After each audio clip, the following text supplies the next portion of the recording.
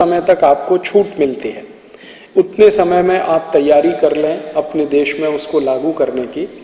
तो भारत सरकार ने 15 दिसंबर 1994 को इसको हस्ताक्षर किया। 10 साल के लिए हमें ग्रेस पीरियड मिला, छूट मिली। वो 10 साल अभी पूरा हो गया 15 दिसंबर 2004 को।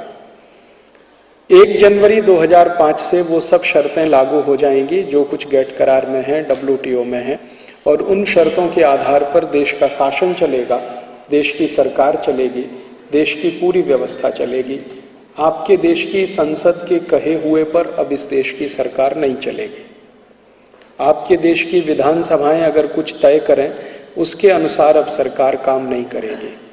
अब जो भी सरकारें भारत में आएंगी वो किसी भी राजकीय पक्ष की हो, एक पार्टी की हो, 2 पार्टी की हो, 3 पार्टी की हो, या पार्टियों के समूहों की सरकारें हों, उनको वही करना पड़ेगा जो WTO में लिखा हुआ है, विश्व व्यापार संगठन की शर्तों में कहा गया है या गेट करार की शर्तों में लिखा हुआ है। मैं आज आपसे इस विषय पर जब बात करने आया तो मेरे साथ गेट करार की कॉपी लेके आया। विश्व व्यापार संगठन का जो समझौता जिस पर भारत सरकार ने हस्ताक्षर किया है वो मैं मेरे साथ लाया हूँ। वो समझौते का जो ड्राफ्ट है वो मेरे हाथ में है। बस इतना ही मैंने किया है कि इस पे कवर चढ़ा दिया है, क्योंकि ये बार बार मुझे इस्तेमाल करना पड़ता है, तो इसके ऊपर कवर है, बाकी अंदर वो पूरा का पूरा ड्राफ्ट है। ये पूरा ड्राफ्ट लगभग 576 पेज का है और इस 576 पेज के ड्राफ्ट में 2000 से ज्यादा शर्तें हैं। इन सभी शर्तों के अलग अलग अध्याय बने हुए हैं। जैसे इसमें कुल मिलाकर लगभग 28 अध्याय हैं। इस 576 पेज को 28 अध्याय में बांटा गया है। 28 चैप्टर्स हैं।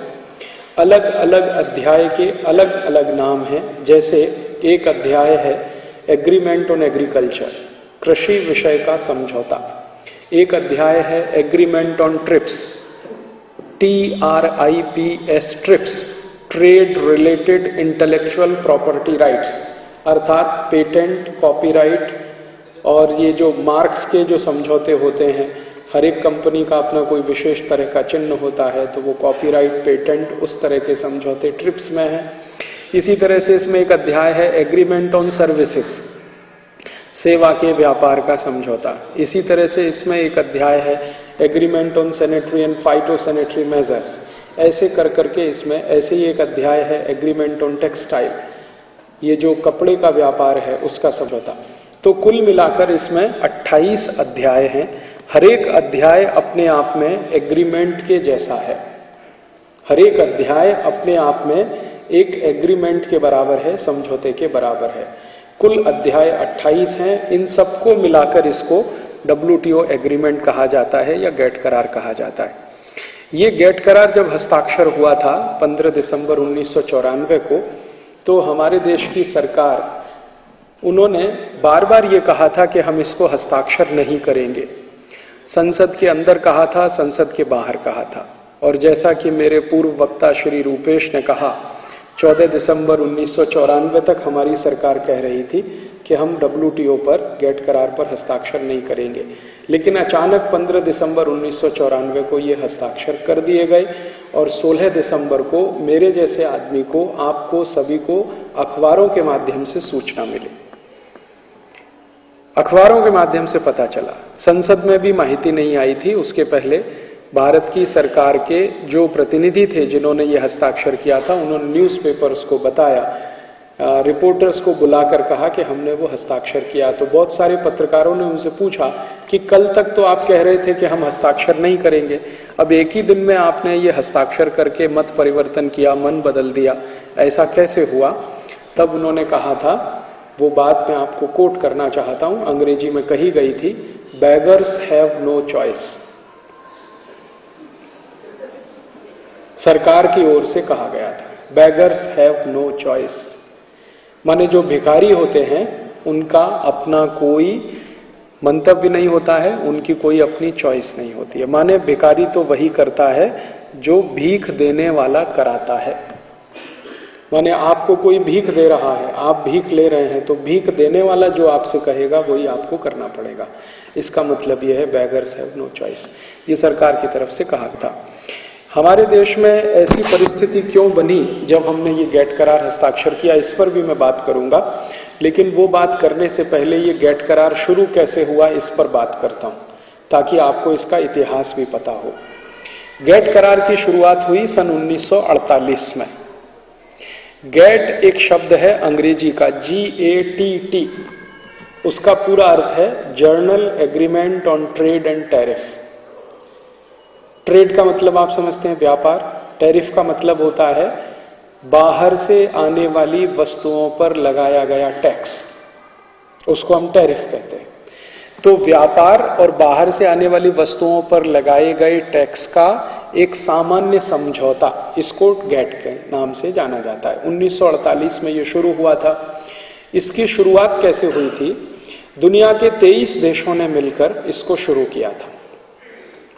वो 23 देशों में से भारत एक देश था। 1947 में भारत आजाद हुआ, आप जानते हैं, 15 अगस्त को। 1948 में गेट शुरू हुआ। भारत शुरू से ही में शामिल था, माने गेट को शुरू करवाने वाले देशों में भारत एक महत्वपूर्ण देश था। भारत के साथ और भी कई देश थे। एक देश था अमेरिका, दूसरा था ब्रिटेन, एक था फ्रांस, एक था जर्मनी। ऐसे दुनिया के 23 देशों ने मिलकर इसको शुरू किया था। इसकी शुरुआत के पहले की घटना एक बताऊं तो आपको और अच्छे से समझ में आएगा ये क्यों शुरू किया था, जरूरत क्या थी इसकी। जरूरत ये थी कि 1945 में दूसरा विश्व युद्ध पूरा हुआ था। 1939 में दूसरा विश्व युद्ध शुरू हुआ था। 1939 से 1945 के बीच में ये जो सेकंड वर्ल्ड वॉर चला, दूसरा विश्व युद्ध चला, इसमें दुनिया के अमीर देशों की सारी अर्थव्यवस्था खत्म हो गई थी, खलास हो गई थी। अमीर देशों में आप गिनती करना चाहें तो ब्रिटेन उस समय काफी ऊपर था। ब्रिटेन के नजदीक में फ्रांस, फ्रांस के नजदीक में जर्मनी, जर्मनी के नजदीक में Spain, Portugal, Sweden, Switzerland, Denmark, Norway, Finland और इनके साथ अमेरिका, कनाडा, ये सब अमीर देशों की श्रेणी में आते हैं। दूसरे विश्व युद्ध में सबसे ज्यादा नुकसान हुआ था अमीर देशों को, श्रीमंत देशों को। दुनिया के जितने ज्यादा श्रीमंत देशों को नुकसान हुआ, सबसे अधिक तो दूसरे विश्व युद्ध में हुआ था। नुकसान किस स्तर पे हुआ था? इनकी पूरी अर्थव्यवस्था खलास हो गई थी। जर्मनी और फ्रांस तो इस स्थिति में आ गए थे कि वहां के लोगों की भूखमरी की हालत हो गई थी। इंडस्ट्रीज सब चौपट हो गई, कंपनियां सब बंद हो गई, लाखों लोग युद्ध में मारे गए। दूसरे विश्व युद्ध पर जिन इतिहासकारों ने काम किया है उनका कहना है कि दूसरे विश्व युद्ध में यूरोप के कम से कम 1 करोड़ लोग मरे थे, कम से कम 1 करोड़ लोग मरे थे। दूसरे विश्व युद्ध में बहुत तबाही हुई थी और इस तबाही में पूरी अर्थव्यवस्था डूब गई थी। दूसरे विश्व युद्ध से अगर किसी को फायदा हुआ था तो वो एक ही देश था, उसका नाम था अमेरिका। अमेरिका को बहुत फायदा हुआ था, अमेरिका का कोई नुकसान नहीं हुआ था। नुकसान नहीं हुआ उसका कारण क्या था? सबसे बड़ा कारण यह था कि दूसरा विश्व युद्ध अमेरिका की जमीन पर नहीं लड़ा गया। दूसरे विश्व युद्ध में जो जमीन इस्तेमाल की गई, जो स्थान था युद्ध का, जो बैटलफील्ड था, जो वॉर फील्ड था, वो यूरोप था। और यूरोप में भी सेंट्रल यूरोप था, केंद्रीय यूरोप जिसको कहा जाता है। वेस्टर्न यूरोप भी थोड़े आजकल कह सकते हैं। सबसे ज्यादा लाभ अमेरिका को 2 कारण से हुआ। एक तो अमेरिका की जमीन पर युद्ध नहीं हुआ था, दूसरा अमेरिका को लाभ इस युद्ध में यह हुआ था कि अमेरिका की हथियार बनाने वाली बड़ी बड़ी कंपनियों को जबरदस्त ऑर्डर्स मिले थे दूसरे विश्व युद्ध में। जर्मनी ने जो हथियार इस्तेमाल किए फ्रांस के खिलाफ या ब्रिटेन के खिलाफ, वो सारे के सारे हथियार अमेरिका ने बेचे। और दूसरी तरफ जर्मनी के खिलाफ ब्रिटेन और फ्रांस ने जो हथियार इस्तेमाल किए वो भी अमेरिका ने बेचे। माने अमेरिका दोनों तरफ हथियार सप्लाई करने वाला सबसे बड़ा देश था। अमेरिका की ये जो बड़ी बड़ी कंपनियां हैं जिनके नाम कभी कभी आप अखबारों में पढ़ते हैं, जैसे General Motors, GM, Ford, IBM,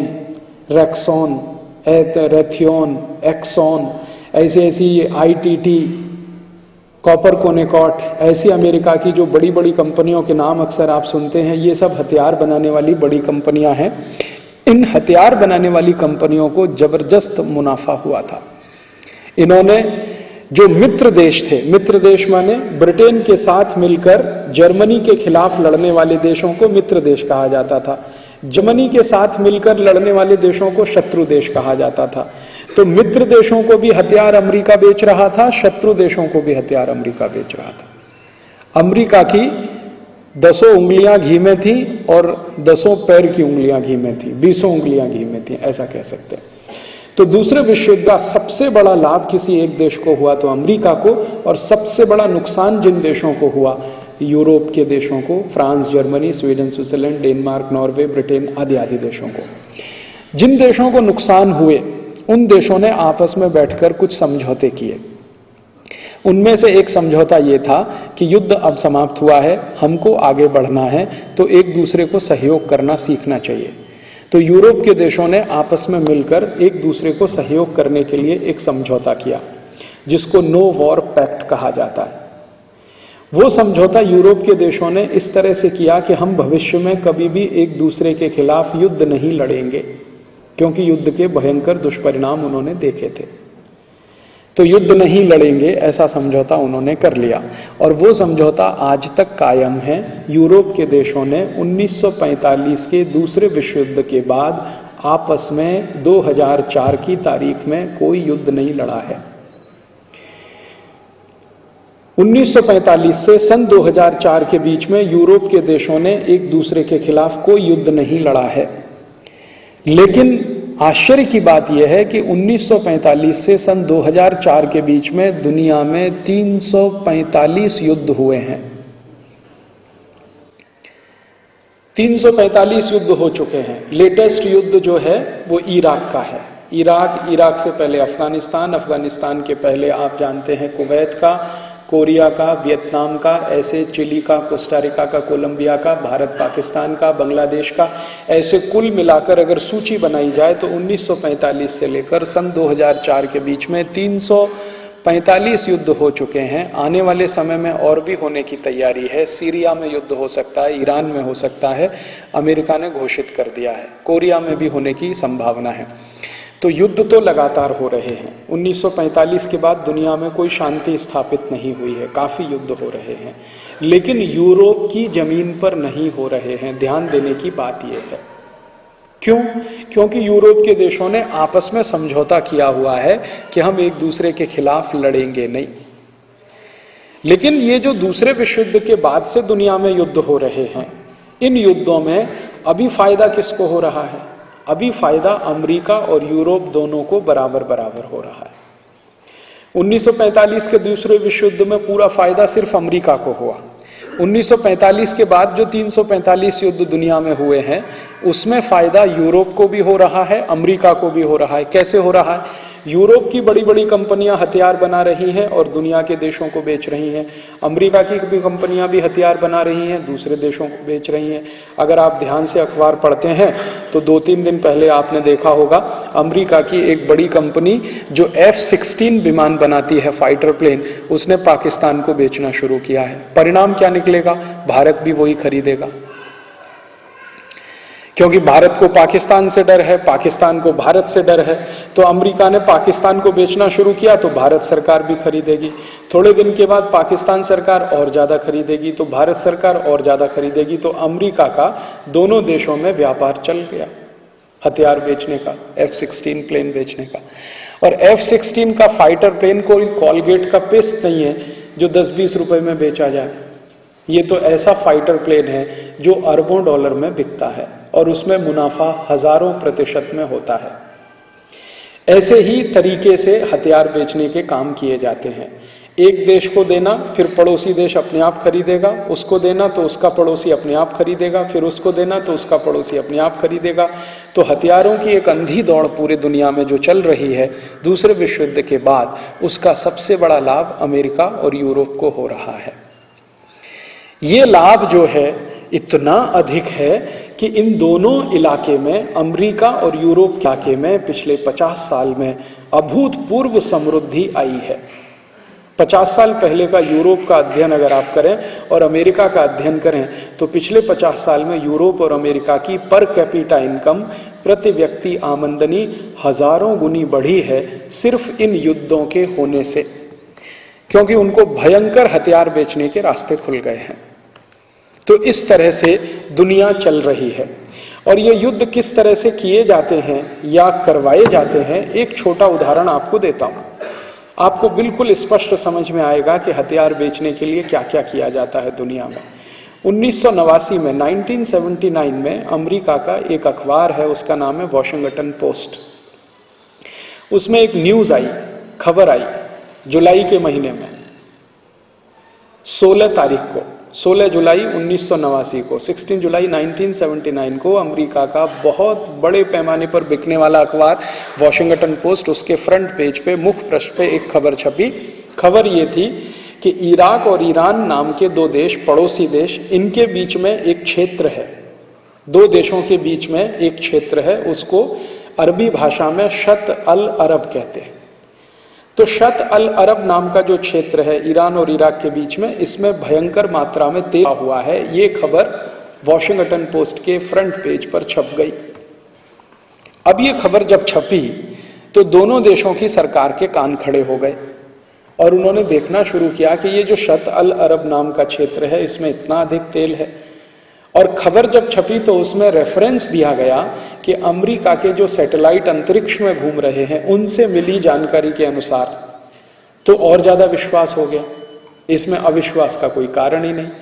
तो ईरान और इराक दोनों देशों की सरकार के कान खड़े हुए और दोनों देशों ने यह कहना शुरू किया कि ये जो शत अल अरब है जहां पर ज्यादा मात्रा में तेल छुपा हुआ है ये हमारा है। दोनों ने क्लेम करना शुरू किया, ईरान ने क्लेम किया, इराक ने क्लेम किया। जब दोनों देशों ने एक ही क्षेत्र पर अधिकार जताना शुरू किया तो झगड़ा होना स्वाभाविक था। तो इनका झगड़ा यूनाइटेड नेशन में गया। संयुक्त राष्ट्र तो इसीलिए बनाया गया है, दो देशों के आपस के झगड़ों का निपटारा करने के लिए। लेकिन आप जानते हैं संयुक्त राष्ट्र काम करता है अमेरिका के इशारे पर, पूरी तरह से वो अमेरिका का जेब में रहने वाला संगठन हो गया है। अमेरिका किसी भी देश पर अगर हमला करने का फैसला कर ले तो संयुक्त राष्ट्र उसको पलट नहीं सकता, जैसा कि अभी आपने इराक के केस में देखा। इराक के केस में संयुक्त राष्ट्र के द्वारा बनाई गई रिपोर्ट ये कहती है कि इराक के पास कोई न्यूक्लियर वेपन नहीं है। अमेरिका कहता है, संयुक्त राष्ट्र कहता है नहीं है। तो संयुक्त राष्ट्र ने कहा कि हम इराक के खिलाफ युद्ध की अनुमति नहीं दे सकते। अमेरिका ने कहा तुम बाजू में बैठो, हम युद्ध शुरू करते हैं। तो संयुक्त राष्ट्र के सारे प्रस्तावों का उल्लंघन करके अमेरिका ने युद्ध शुरू किया और संयुक्त राष्ट्र कुछ नहीं कर पाया, क्योंकि संयुक्त राष्ट्र एक ऐसा शेर है जिसके दांत नहीं है, किसी को काट नहीं सकता है, गुर्रा सकता है बस। और अमेरिका की जेब में रहता है संयुक्त राष्ट्र, क्योंकि अमेरिका के द्वारा दिए गए फंड्स पर संयुक्त राष्ट्र की बहुत सारी व्यवस्थाएं चलती हैं। फंड्स तो दूसरे देश भी देते हैं लेकिन अमेरिका थोड़ा ज्यादा देता है, इसलिए उसकी बात माननी पड़ती। तो इसी तरह से 1989 में जब यह घटना घटित हुई तो संयुक्त राष्ट्र में मामला गया। संयुक्त राष्ट्र के प्रतिनिधियों ने इसमें कोई फैसला नहीं दिया, लिहाजा दोनों देशों ने एक दूसरे के खिलाफ युद्ध करने का तय कर लिया। जब फैसला नहीं हो पाया झगड़े का तो ईरान और इराक एक दूसरे के खिलाफ लड़ने लगे। वही टाइम में सद्दाम हुसैन इराक का प्रेसिडेंट बना और इसको अमेरिका ने प्रेसिडेंट बनवाया, क्योंकि अमेरिका द्वारा समर्थित एक पार्टी है इराक में, उसका नाम है बाथ पार्टी, जिसका वो लीडर था सद्दाम हुसैन। तो बाथ पार्टी को सत्ता में लाने का काम अमेरिका ने करवा दिया। सद्दाम हुसैन को लीडर बनाने का काम अमेरिका ने करा दिया। जिस समय सद्दाम हुसैन लीडर बना इराक का, उस समय ये पढ़ाई करता था, लॉ का स्टूडेंट था, सेकेंड ईयर में पढ़ता था बगदाद यूनिवर्सिटी में। अमेरिका से इसकी बहुत नजदीकी रही सद्दाम हुसैन की। तो अमेरिका ने पैसा देकर, समाचारों में काफी कुछ उसके बारे में अच्छी बातें लिखकर लीडर बना दिया और सद्दाम हुसैन लीडर होके प्रेसिडेंट हो गया। प्रेसिडेंट होने के बाद उसने अमेरिका के कहने पर ईरान के खिलाफ युद्ध शुरू कर दिया। इधर अमेरिका ने सद्दाम हुसैन को हथियार बेचना शुरू किया, उधर अमेरिका ने ईरान को भी हथियार बेचना शुरू किया। दोनों देशों ने भरपूर हथियार खरीदे और एक दूसरे के खिलाफ इस्तेमाल किए। 10 साल तक यह युद्ध होता रहा ईरान और इराक का। लाखों लोग इसमें मारे गए और हजारों करोड़ डॉलर के हथियार इसमें खर्च हो गए। 10 साल के बाद फिर क्या हुआ, जब अमेरिका की कंपनियों ने भरपूर हथियार बेच लिए और उनके सारे खजाने खाली हो गए, गोडाउन्स खाली हो गए, तब अमेरिका ने दोनों देशों से कहा कि अब शांति वार्ता करो। 10 साल तक युद्ध कराया, फिर कहा अब शांति वार्ता करो। तो शांति वार्ता कराने के लिए एक विशेष सत्र बुलाया गया यूनाइटेड नेशन का, उसमें दोनों देशों को साथ बिठाया गया और उनको ये कहा गया कि अगर आपके इस क्षेत्र में तेल है तो तेल की खोज कर लो, मिलेगा तो आधा आधा बांट लो। है ना, कितना सरल है। लेकिन 10 साल के बाद जब युद्ध हो गया, हथियार बिक गए, सब कुछ हो गया, खजाने खाली हो गए, तो दोनों देशों को साथ बिठाकर कहा गया कि भाई तेल है तो खोज लो, मिले तो आधा आधा बांट लो, इसमें परेशानी क्या। अब दोनों ही देशों ने यह कहा कि हम तेल की खोज करें तो हमारे पास उतनी इन्वेस्टमेंट की कैपेसिटी नहीं है, क्योंकि हथियार खरीदने में सारे पैसे खर्च हो गए दोनों देशों के, जितना भी रिजर्व था जाना पूरा खाली हो गया, पैसा तो सब अमेरिका पहुंच गया। तो दोनों देशों को अमेरिका ने कहा अच्छा ठीक है, आपके पास पैसे नहीं है, पैसे हम लगा देते हैं, राइट्स हमको दे दो। तो अमेरिकी कंपनियों को वहां तेल खोजने का पूरा अधिकार मिल गया। अमेरिकी कंपनियों ने उस इलाके में तेल खोजना शुरू किया। 2 साल के बाद अमेरिकी कंपनियों ने कहा कि इस इलाके में कोई तेल नहीं है। अब देखिए, इस इलाके में कोई तेल नहीं है, तो दोनों देश खामोश होकर शांत बैठ गए। 10 साल पहले ये खबर आई थी वॉशिंगटन पोस्ट में कि इसमें भरपूर तेल है। तो इन लोगों ने शिकायत किया वॉशिंगटन पोस्ट के खिलाफ। जब वॉशिंगटन पोस्ट के खिलाफ शिकायत हुआ तो वॉशिंगटन पोस्ट के एडिटर ने क्षमा मांग लिया कि भाई गलत खबर छप गई, माफ कर दीजिए हमको। और अमेरिका ने उसकी पैरवी कर दिया कि हाँ माफ कर दीजिए, कभी गलत खबर छप जाती है। तो कहा गया कि ये खबर तो सैटेलाइट के माध्यम से आई थी, तो सैटेलाइट भी गलती कर सकता है, मशीन है ना, मशीन तो गलती कर ही सकती है, आदमी कर सकता है, आदमी मशीन बनाता है तो मशीन भी गलती कर सकती है। तो लिहाजा वो चैप्टर वहां खत्म हो गया। लेकिन खूबसूरती इस पूरी दुर्घटना की ये रही कि दोनों देश एक दूसरे की जान के दुश्मन हो गए। एक ही कौम को मानने वाले, एक ही मजहब को मानने वाले, एक साथ अल्लाह की प्रार्थना करने वाले लोग एक दूसरे की जान के दुश्मन हो गए, और इतने जान के दुश्मन हो गए कि उनके बंटवारे हो गए और झगड़े शुरू हो गए, वो आज तक रुके नहीं। तो युद्ध कैसे कराया जाता है उसका मैंने आपको एक मिसाल दिया। इसी तरह से वियतनाम में हुआ था, इसी तरह से कोरिया में हुआ था, इसी तरह से लैटिन अमेरिका के चिली, कोस्टारिका, कोलंबिया जैसे देशों में हुआ था।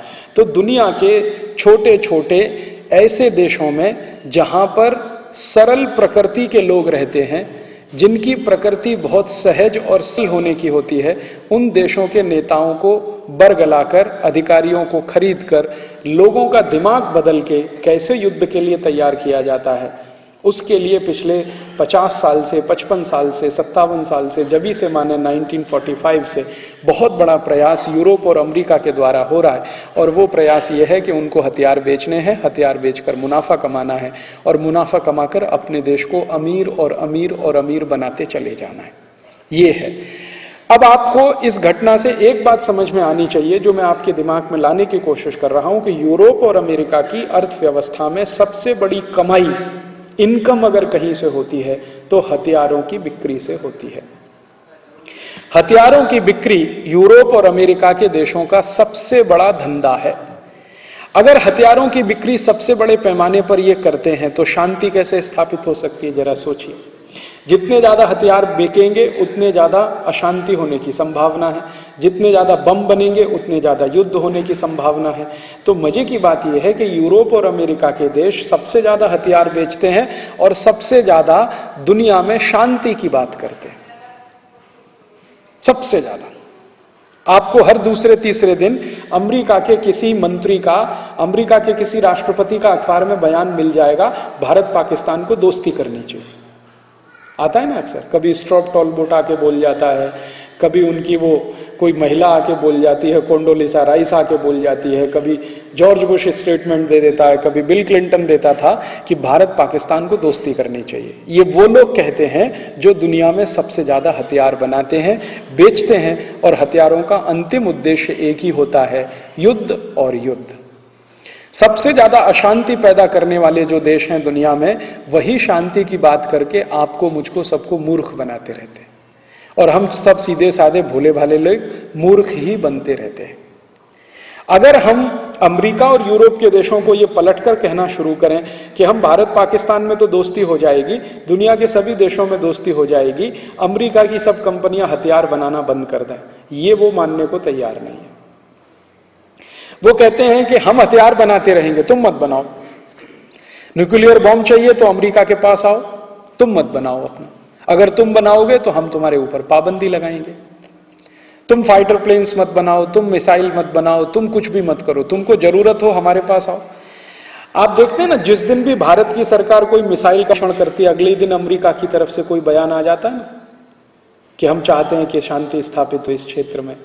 क्यों वो चाहते हैं शांति? वो इसलिए नहीं चाहते कि सच में शांति हो, वो इसलिए चाहते हैं कि भारत अगर मिसाइल बनाते जाएगा, अच्छी अच्छी मिसाइलें बनाएगा, तो अमेरिकी मिसाइल कौन खरीदेगा फिर? अगर हमने न्यूक्लियर बॉम्ब बना लिया, जरूरत पड़ने पर इस्तेमाल किया या नहीं किया ये हमारे ऊपर निर्भर है, लेकिन अमेरिकी बॉम्ब खरीदेगा फिर। तो उनको अपना मार्केट बना के रखना है, तो दूसरे देशों को यह सिखाना है कि तुम कुछ मत करो, हम हथियार बनाते रहें, तुम उनको खरीदते रहो, तुम हमको पैसा देते रहो, हमारी इकोनॉमी उससे चलती रहे और शांति से अपने यहां बैठे रहो, तुम कुछ मत करो। ये उनकी फिलॉसफी है या ये उनकी पॉलिटिक्स है, यही उनकी राजनीति है। ये राजनीति एक स्तर पर चलती है और इसका सबसे नंगा स्वरूप आपने देखा हो तो अभी आपको दिखा दे जाएगा। देखिए कैसे होता है। यूरोप के कुछ देशों ने इराक युद्ध का विरोध किया, आपको मालूम है, फ्रांस ने किया, लेकिन आपको यह मालूम है कि इन्होंने हथियार बेचने से अपने को पीछे नहीं रखा। उन्होंने कहा युद्ध नहीं होना चाहिए, लेकिन युद्ध हुआ और हथियार बिके तो हथियार बेचने में आगे। फ्रांस भी आगे है, जर्मनी भी आगे है, ब्रिटेन भी आगे है। और ये नूरा कुश्ती होती है, एक हिंदी शब्द होता है नूरा कुश्ती, बाहर दिखाना कि सच में दो पहलवान लड़ रहे हैं, अंदर से दोनों एक ही है। यूरोप और अमेरिका कभी एक दूसरे के दुश्मन नहीं है। आपको और मुझको बताने के लिए कभी कभी दुश्मनी का नाटक करते हैं, जैसे फ्रांस और जर्मनी ने अमेरिका का बहुत विरोध किया इराक युद्ध के विरोध में, लेकिन वास्तविकता में अंदर खाने क्या हुआ, फ्रांस ने भी हथियार बेचे, जर्मनी में भी हथियार बेचे, ब्रिटेन ने भी हथियार बेचे, अमेरिका ने भी हथियार बेचे। अरबों डॉलर के हथियार अभी इराक हमले के समय इस्तेमाल हुए। इसी तरह अफगानिस्तान में हुआ। तो युद्ध की जो राजनीति है ये पूरी दुनिया में सबसे ज्यादा मुनाफा देने वाली राजनीति है यूरोपियन देशों को और अमेरिका को। ये एक बात। दूसरी एक बात हमें और समझनी चाहिए, वो ये समझनी चाहिए कि ये यूरोप और अमेरिका के जो देश हैं हथियारों का उत्पादन करते हैं, उसके अलावा दवाएं भी बनाते हैं, रासायनिक खाद भी बनाते हैं, टूथपेस्ट टूथ पाउडर भी बनाते हैं, कपड़े भी बनाते हैं, जूते चप्पल भी बनाते हैं, खेल कूद के खिलौने भी बनाते हैं, ये चीजें भी बनाते हैं। और युद्ध के अलावा जो कुछ वो बनाते हैं उसका खपत करने की गुंजाइश उनके देश में बहुत कम है। अर्थात अमेरिका और यूरोप के देशों में युद्ध के हथियारों के अलावा जितनी चीजों का उत्पादन होता है उनकी खपत उनके यहां सबसे कम होती है। कारण क्या है? यूरोप और अमेरिका की आबादी बहुत कम है। यूरोप की कुल आबादी अगर आप गिनना शुरू करें तो गिनिए, फ्रांस की आबादी 6.5 करोड़, ब्रिटेन की आबादी 6.5 करोड़ के आसपास, जर्मनी की आबादी लगभग 5 करोड़, 5.25 करोड़, स्वीडन की आबादी 1 करोड़ के आसपास, स्विट्जरलैंड की आबादी 1 करोड़ से कम, डेनमार्क, नॉर्वे, फिनलैंड, तीनों की आबादी 1 करोड़ से कम। ये सभी देशों की कुल आबादी बहुत कम है। यूरोप के सब देशों को एक साथ इकट्ठा कर दो तो भारत के एक प्रदेश से छोटे हैं, उत्तर प्रदेश। हमारे अकेले उत्तर प्रदेश की आबादी 18 करोड़, 18 कोटि। तो इन देशों की आबादी बहुत कम है। आबादी कम होने से कंजम्पशन कम है, उत्पादन तो बहुत है लेकिन उपभोग उसका उतना नहीं है। और अमेरिका की आबादी अगर आप कुल मिला के देखो तो 27 करोड़। तो 27 करोड़ अमेरिका की आबादी और यूरोप के देशों की कुल आबादी अगर ये जोड़ दिया जाए तो ये दुनिया का कुल मिला के ज्यादा से ज्यादा बैठेगा तो 40-50 करोड़ के आसपास का एरिया है। इससे ज्यादा यहाँ लोग नहीं रहते। तो इनके यहाँ लोग तो बहुत कम रहते हैं और दुनिया में इस समय अगर कुल मिला के देखा जाए तो 650 करोड़ लोग रहते हैं। 650 करोड़ में से मात्र 50 करोड़ लोग यूरोप और अमेरिका में रहते हैं। तो इनके यहाँ समस्या क्या होती है कि ये टूथपेस्ट बनाते हैं इस हिसाब से कि 100 करोड़ लोग इस्तेमाल करें, टूथ पाउडर बनाते हैं इस हिसाब से कि 100 करोड़ लोग इस्तेमाल करें, कोई भी चीज बनाते हैं इस हिसाब से कि 100 करोड़ लोग इस्तेमाल करें, लेकिन उनके यहाँ इस्तेमाल करने वाले लोगों की संख्या बहुत कम है। तो इनके यहाँ होता यह है कि उत्पादन तो बहुत हो जाता है, खपत उसकी होती नहीं है। और इन्होंने एक ऐसा आर्थिक सिद्धांत अपनाया हुआ है जिसमें यह कहा जाता है कि उत्पादन बढ़ाते जाओ, बढ़ाते जाओ, बढ़ाते जाओ, बढ़ाते जाओ, बढ़ाते जाओ। अरे खपत होती नहीं है तो उत्पादन बढ़ाने से फायदा क्या? तो कहते हैं कि खपत बढ़ाने के लिए दूसरे देशों में माल अपना बेचते जाओ, बेचते जाओ, बेचते जाओ। तो माल बने अमेरिका और यूरोप में और बिके दूसरे देशों में जाकर। तो इनकी कोशिश क्या रहती है यूरोप और अमेरिकी देशों की कि ये माल जो भी पैदा करें दूसरे देशों में इनका माल बिकता रहे और ज्यादा से ज्यादा इनका माल बिकता रहे। इसके लिए ये कुछ भी साम दाम दंड भेद हर तरह की नीति अपनाने के लिए लगे रहते हैं। अमेरिका में पैदा हुआ माल यूरोप के देशों में पैदा हुआ माल भारत में बिके, पाकिस्तान में बिके, बांग्लादेश में बिके, और पड़ोसी हमारे कोई भी देश फिलीपींस में बिके, इंडोनेशिया में बिके, मलेशिया में बिके, सब देशों में उनका माल ज्यादा से ज्यादा बिके क्योंकि उनके यहाँ अपना माल बिकने की गुंजाइश कम है। तो इस कोशिश में ये लगे रहते हैं। अब जब कोई देश अपने अतिरिक्त माल को, जिसको सरप्लस कहते हैं, सरप्लस प्रोडक्ट्स को दूसरे देश में जबरदस्ती बेचने की कोशिश करेगा तो झगड़ा होना स्वाभाविक है। तो यूरोप और अमेरिका के देश जब जबरदस्ती अपना माल दूसरे देशों में ले जाकर बेचने की कोशिश करते रहे हैं तो आपस में झगड़े होते रहे हैं। इन झगड़ों का निपटारा करने के लिए गेट नाम की एक संस्था बनी 1948 में, journal agreement on trade and tariff. झगड़े क्या है? अमेरिकी और यूरोप के देश चाहते हैं कि भारत में सारा माल उनका बिके, भारत के लोग चाहते हैं कि भारत में उनका माल बिके। अब झगड़ा होगा। पाकिस्तान में चाहते हैं अमेरिकी और यूरोप के देश के हमारा सब माल बिके, लेकिन पाकिस्तान के लोग चाहते हैं कि पाकिस्तान में पाकिस्तानी माल बिके। इंडोनेशिया में चाहते हैं अमेरिकी और यूरोपियन देश के हमारा सबसे ज्यादा माल बिके, लेकिन इंडोनेशिया के लोग चाहते हैं कि हमारे देश में हमारा माल बिके। तो इसमें झगड़े होना स्वाभाविक है। तो ये झगड़ों का निपटारा कैसे हो, इसके लिए एक संस्था बने, संगठन बने। यही संस्था और संगठन का नाम रख दिया गैट। ये बन गया 1948 में। मैंने आपसे कहा कि भारत इसके बनाने के समय मेंबर रहा, अमेरिका भी इसमें मेंबर था, फ्रांस भी था, जर्मनी भी था, ब्रिटेन भी था। 23 देशों ने मिलकर इसको बनाया। बाद में क्या हुआ, धीरे धीरे धीरे धीरे और भी देश इसमें शामिल हो गए। बाद में कुछ 35 देश आए, 4-5 साल के बाद और 10-12 देश आए। ऐसे करते करते करते करते आज इसमें 126 देश शामिल हैं। दुनिया में देशों की संख्या है 204 और उसमें से 126 शामिल हैं गैट नाम के संस्था के अंदर या समझौते के अंदर। ये सभी देशों ने आपस में मिलकर एक नियम बनाया कि जब भी अतिरिक्त सरप्लस प्रोडक्ट को दूसरे देश में बेचने पर कोई भी झगड़ा होगा, टैक्स का झगड़ा हो या क्वांटिटी का झगड़ा हो, रिस्ट्रिक्शन का झगड़ा हो, कोई भी झगड़ा हो, इनका निपटारा करने के लिए हम आपस में बैठकर गैट में बात करेंगे, नियम कायदे कानून उसके हिसाब से बनाएंगे। 1948 में जब ये गैट शुरू हुआ तो 1986 तक ये गैट इसी आधार पर काम करता रहा। आधार क्या? अगर कोई देश का सामान दूसरे देश में बिकने के लिए जाता है और वहां कोई झगड़ा शुरू होता है तो उस झगड़े का निपटारा करना गैट का काम है। इस आधार पर यह काम करता रहा 1948 से 1986 तक।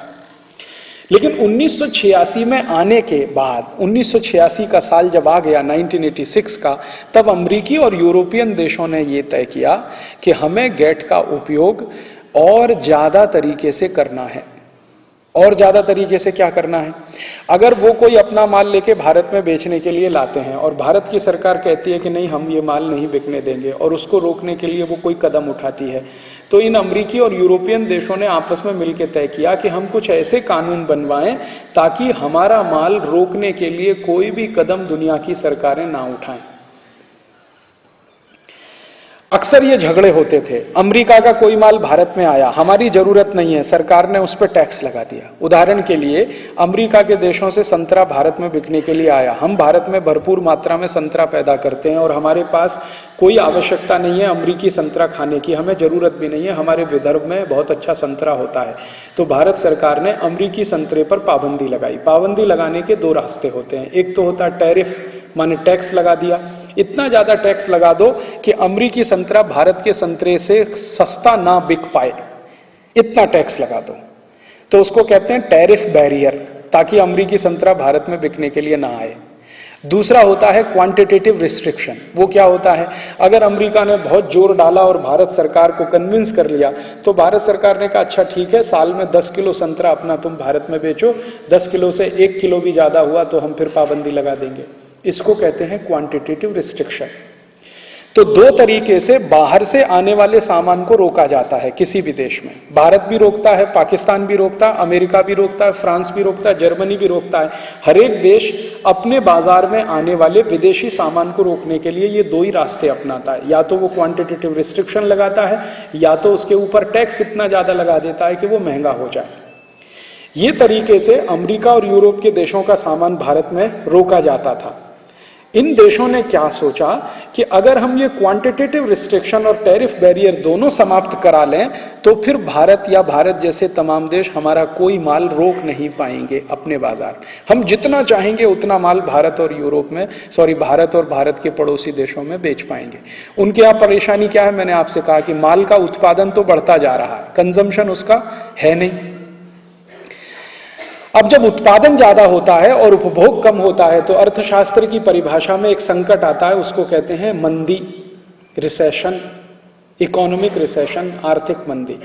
तो ये यूरोप और अमेरिका के देशों में चलती है भयंकर आर्थिक मंदी, और मंदी का कारण यह है कि उनके यहाँ पैदा हुआ माल ज्यादा उनके यहाँ बिकता नहीं और दूसरे देशों में भी बिकने की गुंजाइश नहीं। तो माल तो ज्यादा हो रहा है लेकिन उत्पादन तो होने से कोई लाभ नहीं, उपभोग होता नहीं है, तो उसमें से जो लाभ आना चाहिए आता नहीं है।